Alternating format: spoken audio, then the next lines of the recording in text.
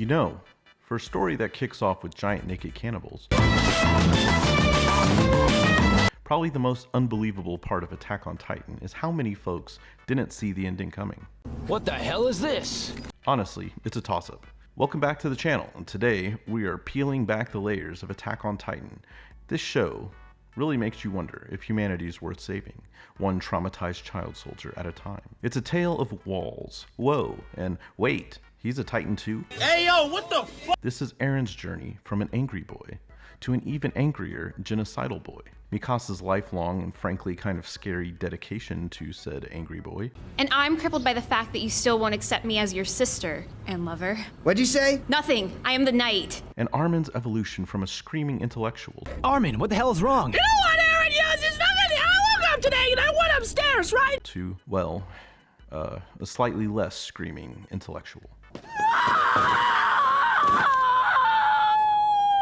So picture this. Humanity's last survivors are supposedly living it up in a triple-deckered walled city. They're told the walls keep out the Titans, giant, anatomically confusing humanoids with a taste for human flesh.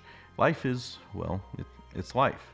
Until one day a Titan tall enough to peek over the wall, like your creepiest neighbor, decides to play soccer with the front gate.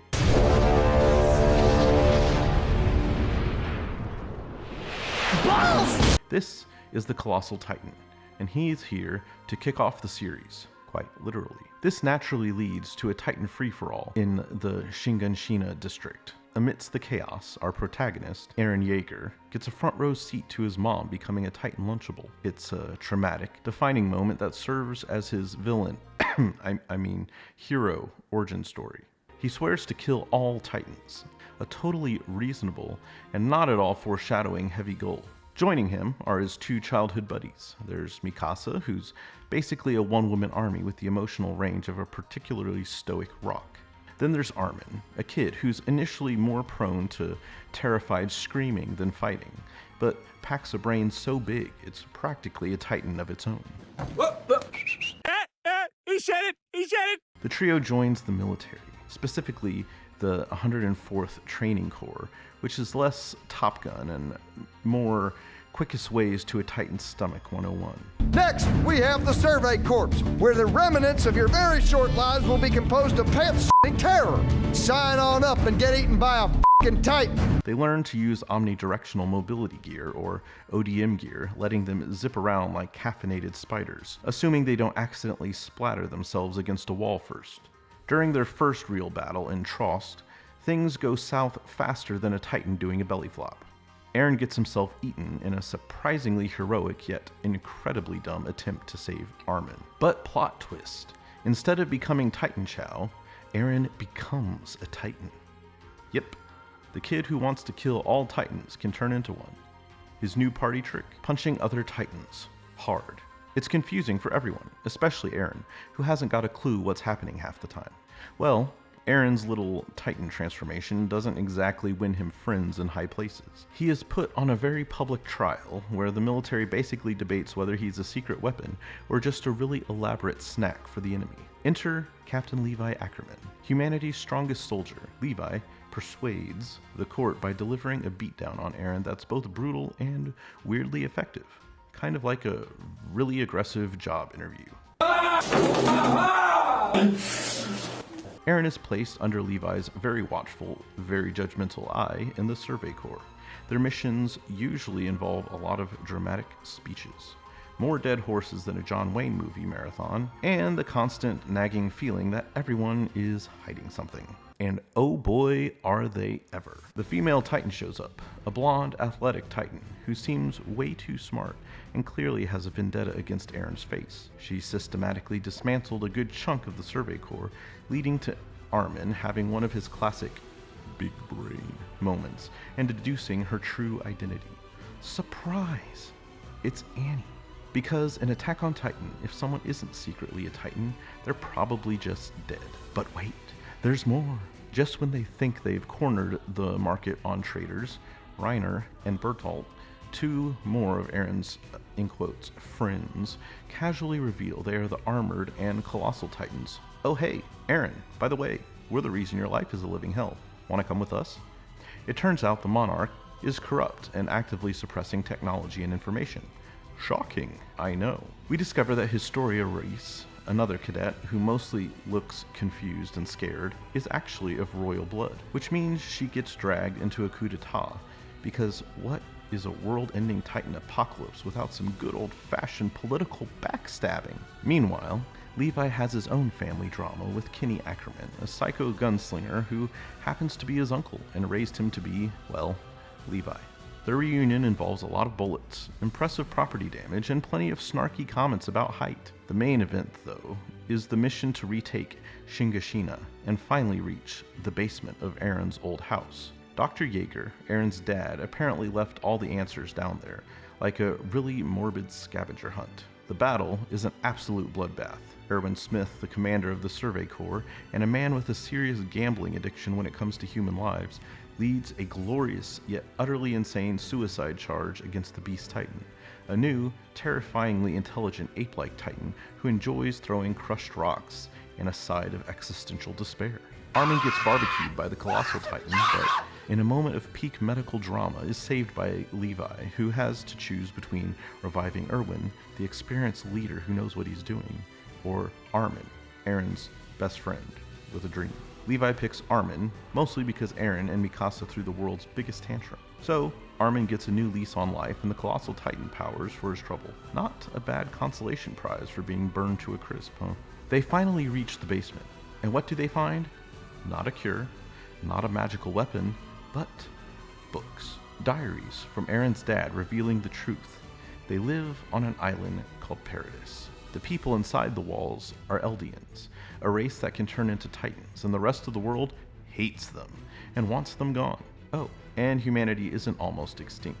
There's a whole world out there that views them as devils. Alright, take a deep breath. Process that existential dread. And while you're at it, if you're enjoying this questionable recap, consider subscribing or leaving a comment telling me which Attack on Titan death emotionally scarred you the most. Go on, trauma dump in the comments. Now back to the misery. Cue a time skip. Everyone's taller, moodier, and sporting some questionable new haircuts. Our heroes, now fully aware that they're public enemy number one to the entire planet, decide the best defense is a good offense. Or, in Eren's case, a really aggressive offense. We're introduced to Marley, the technologically superior nation across the sea that uses Eldians as living WMDs and keeps the ones on Paradise Island pinned in like cattle. We meet the new generation of warrior candidates, kids brainwashed into believing Eldians are monsters, including Gabby, a girl who is essentially Eren if Eren had slightly better aim and even more misplaced self-righteousness. Eren, having inherited some future memories from his dad's Attack Titan, is complicated, just roll with it. Decides he has had enough of everyone else's plans. He goes full rogue and launches a surprise attack in Liberio, a major Marleyan city, during an international festival. It's brutal. He transforms, kills a bunch of civilians and world leaders, and basically declares war on the entire planet. Mikasa and Armin are horrified, realizing their angry boy has graduated to angry war criminal. The Survey Corps, dragged into Eren's mess, managed to extract him, but the damage is done.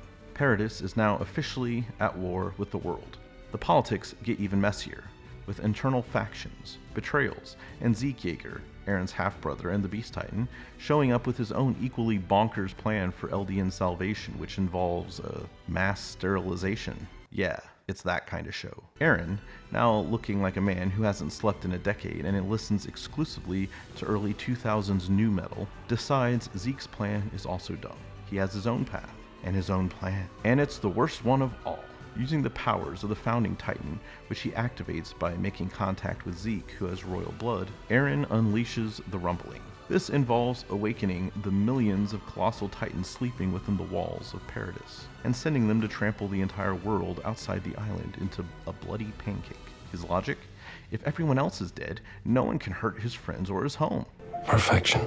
So, Eren's stomping the globe with an army of giant, steamy death machines. What's left of the Survey Corps are understandably horrified. What follows is a series of increasingly desperate battles against Eren, who is now a city-sized skeletal Titan monstrosity and the manifestation of past Titan shifters. It's pure, unadulterated chaos. Armin tries to talk no jutsu Eren on the psychic plane, because of course there's a psychic plane. Why wouldn't there be? While Mikasa, with Levi's help, fights her way into Eren's actual Titan mouth. In the most heartbreaking, strangely romantic, and deeply messed up moment of the series, Mikasa decapitates Eren, kisses his severed head, and ends the rumbling. The Titan powers vanish from the world. The curse is broken. About 80% of the world's population is dead, but hey, at least there's no more Titans. The survivors are left to pick up the pieces. Armin and the others become peace ambassadors, whatever that means, trying to convince that what's left of the world, that Paradis is not worth nuking out of existence. Mikasa buries Eren's head under his favorite tree and visits him often. The ending is bittersweet. More like bitter with a tiny, almost imperceptible sprinkle of sweet that might just be dust. It's a lot. And there you have it. Attack on Titan, a story that started with giant people eating regular people and ended with a regular person killing a giant person who used to be a regular person to stop him from letting other giant people eat all the other regular people. Simple, right? Thanks for sticking through this mess. Remember, freedom is great, but maybe don't trample the entire world to get it. Just a thought.